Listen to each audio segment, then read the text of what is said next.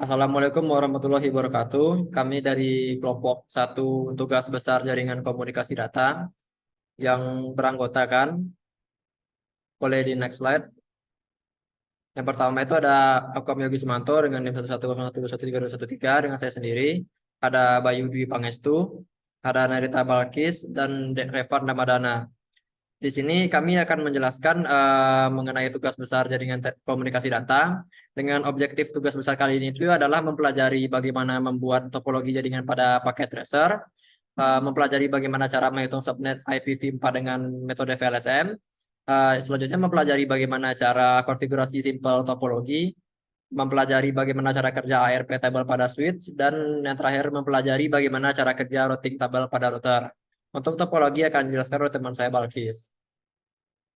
Baik, di sini saya akan menjelaskan tentang topologi yang sudah kami buat. Ini ada 3 buah gedung. Yang pertama itu ada gedung 1 ditandakan dengan warna pink, terus ada gedung 2 dengan warna kuning, dan terakhir itu ada gedung 3 dengan warna terang. Dan di gedung 1 ini ada 1 router dan A switch. Jadi di sini kelompok 1 itu mendapatkan 4 switch di gedung satunya. Selanjutnya di gedung 2 itu ada 1 router dan 1 switch. Dan juga di terakhir di gedung 3 itu ada 1 router dan 1 server. Buat di gedung satunya itu ada 3 divisi, yaitu divisi A, divisi B, dan divisi C. Untuk divisi A-nya itu ada 38 host, divisi B ada 28 host, dan divisi C ada 14 host. Selanjutnya untuk di gedung 2 itu ada 1 divisi, yaitu divisi D dengan 10 host.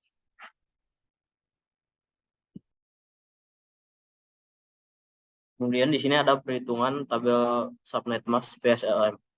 Nah, untuk VSLM sendiri kita harus mengurutkannya dari host paling besar. Untuk itu kami membuat PC pada divisi A, B, C, dan D itu sesuai dengan urutan yang paling besar. Untuk divisi A itu ada jumlah PC hostnya itu 38, di B itu ada 28, di M ada 14, dan di N ada 10. Dan di sini kita mencari jumlah host yang sesuai untuk subnet masknya. Di sini ada 30 tuh kita membuat untuk server dan router di gedung 3 terlebih dahulu. Di sini kita membutuhkan 4, jadi kita memakainya prefix 30. Untuk PCA karena kebutuhannya itu sekitar 38, jadi kita memakai prefix 26. Dari hostnya itu 1 sampai 62. Dan untuk network address-nya kita memakai dari 0 dan broadcast address-nya 63. Untuk di divisi B kita butuh 28 host, makanya kita menggunakan prefix 27. Untuk di divisi C butuh 14, kita pakai 28 prefixnya. Dan setiap prefix ini kita alokasikan 2 untuk network address dan broadcast address-nya. Untuk setelah semua host terpenuhi, kita membuat network address untuk gedung 1 dan 3, kemudian gedung 2 dan 3 pada routernya masing-masing. Dan kita menggunakan prefix 30.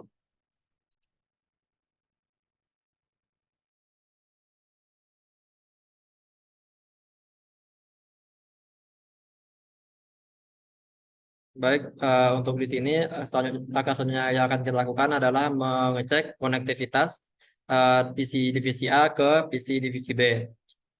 Di mana di sini kita sudah melakukan konektivitas. Uh, Kenapa di sini masih statusnya masih request times or atau RTO? Karena ini adalah penyesuaian antar PC terlebih dahulu. Jadi pada saat melakukan ping ini, kedua belah PC itu mulai saling mengenal terlebih dahulu sebelum benar-benar terkoneksi. Jadi begitulah ping dari salah satu PC divisi A, PC 1 ke PC divisi B atau PC 2. Boleh di next slide. Nah, begitupun dari divisi A ke divisi C, kurang lebih sama seperti yang tadi. Meskipun di sini itu masih RTO, namun ini hanyalah sebuah penyesuaian agar kedua belah PC itu saling mengenal terlebih dahulu. Boleh di next slide. Ya, untuk divisi divisi A ke divisi D itu masih kurang lebih masih sama. Ping dari salah satu PC divisi A, PC 1 ke divisi D, PC ke 7. Nah, di sana juga ada ping statistiknya yang for IP tersebut. Nah, lengkap informasi yang ada di sini. Boleh di next slide lagi. Ini masih sama untuk divisi A ke server. Boleh di next slide lagi. Kurang lebih BKA masih sama. Jadi setiap konektivitas yang kita lakukan itu kurang lebih menggunakan langkah-langkah yang sama agar semua visi ini saling terhubung satu sama lain. Boleh di next slide terus. Next. Nah, ini kurang lebih sama di next. Boleh di next terus. Next lagi hingga ke visi terakhir.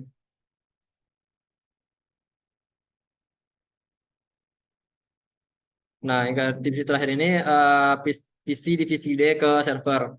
Jadi untuk divisi D ke server masih menggunakan cara yang sama dengan ping menggunakan IP 192.168.1.130. Di sini ada reply from-nya dan ada ping statistiknya juga. Selanjutnya untuk boleh di next slide dulu. Selanjutnya untuk custom web servernya akan dijelaskan oleh teman saya. Kemudian setelah kita membuat konektivitas antar hostnya, kita mau mencoba membuat suatu web server di divisi A. Sebenarnya untuk konsep dari pembuatan web server ini, setiap divisi itu sama. Jadi fungsinya dari kita menggunakan DNS. Nah, DNS di sini kita merubah yang harusnya awalnya kita mengakses suatu web itu dengan IP, kita merubah menjadi suatu domain. Seperti yang kami cantumkan ini, domain itu kelompok call1.xyz. Jadi user atau host bisa mengakses URL web kita dengan nama domain tersebut. Jadi kita tidak harus menggunakan IP servernya. Nah, ini untuk web server di divisi B masih sama. Di divisi C juga masih sama, D juga ada masih sama. Kemudian dilanjutkan ke routing table di gedung 1 oleh teman saya.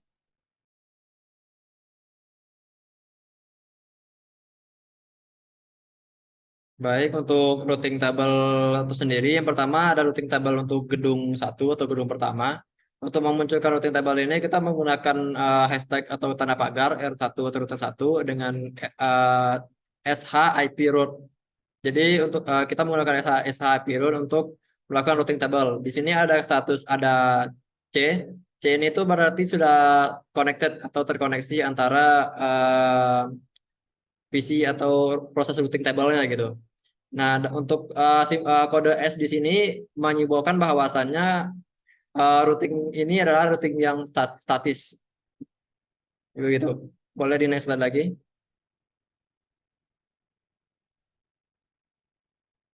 Nah, di sini ada routing table gedung 2 masih sama dengan menggunakan SH IP root, udah terkoneksi, connected dan statis juga. Boleh di next slide lagi. Nah, untuk routing table 3 sendiri masih sama menggunakan SH IP root, sudah terkoneksi atau connected dengan simbol C, dengan S itu menyimbolkan bahwasannya routing ini itu adalah routing yang statis. Boleh next slide. Nah, terus selanjutnya ada ARP switch yang akan dijelaskan oleh Sarita. Baik, selanjutnya di sini ada ARP switch untuk gedung 1. Nah, caranya itu adalah kita ceknya itu di switch dengan cara enable, lalu dengan SH MAC address table. Nah, di sini bisa terlihat tampilannya MAC address table-nya. Next.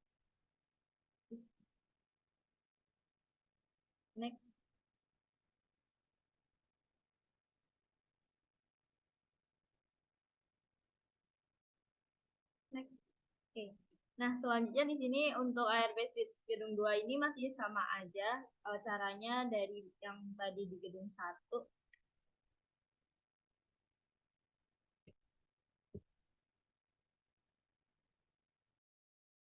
Terus selanjutnya akan ada demo Cisco dari teman saya.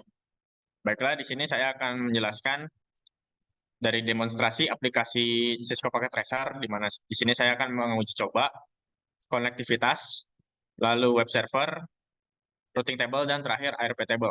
Di sini pertama saya akan menguji coba konektivitas, di mana saya akan mencoba membuka salah satu PC dari divisi A. Saya buka PC 0 untuk menguji coba konektivitas.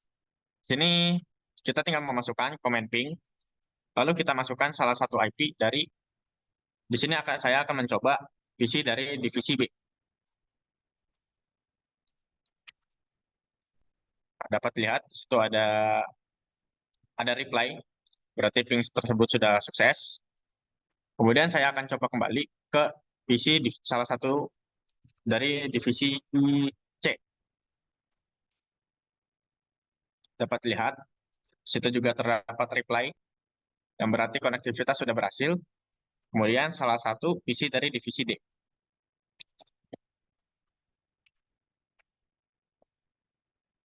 Dan dapat lihat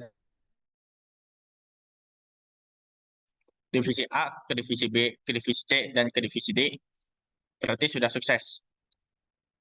Dan terakhir, saya akan mencoba ping dari divisi A ke server.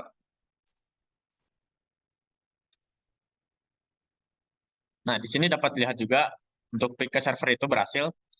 Nah, karena dari divisi A dapat berkoneksi ke semua divisi, berarti secara teori dari divisi lain juga dapat berkomunikasi dengan divisi A. Itu untuk uji konektivitas. Kemudian untuk uji web server, di sini saya akan menjelaskan singkat tentang DNS.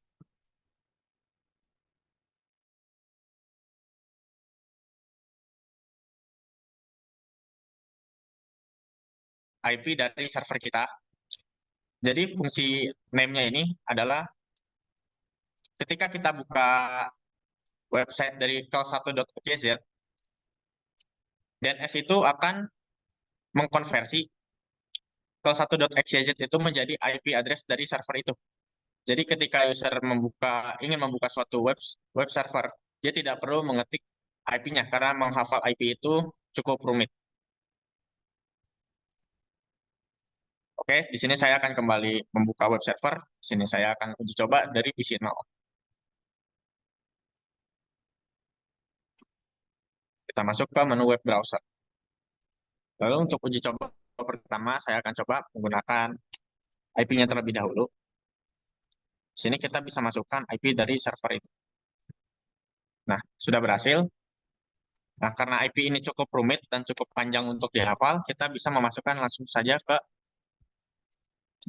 IP dari, kita masukkan domain dari DNS tersebut. Kita klik Go, dan masih bisa dibuka juga. Berarti untuk web server sudah berhasil. Kemudian, untuk routing table, saya akan mengambil salah satu router. Sini sebagai contoh, router di gedung 1. Untuk membuka routing table, kita masuk ke mode child. Di sini kita klik enter, terus kita klik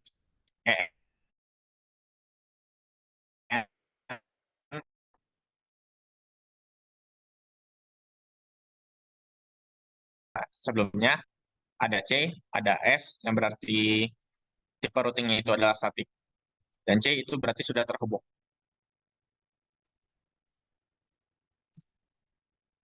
Dan terakhir untuk ARP table, kita buka salah satu switch. Di sini saya ambil dari switch di gedung 1.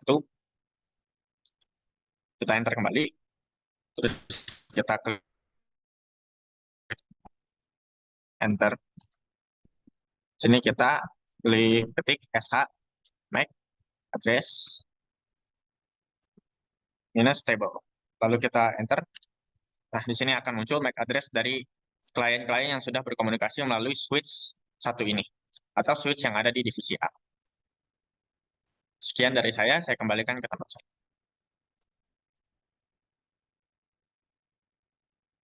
Baik, terima kasih. Jadi itulah pemaparan dari tugas besar jaringan komunikasi data dari kelompok 1. Semoga dapat dipahami. Kami ucapkan terima kasih. Assalamualaikum warahmatullahi wabarakatuh.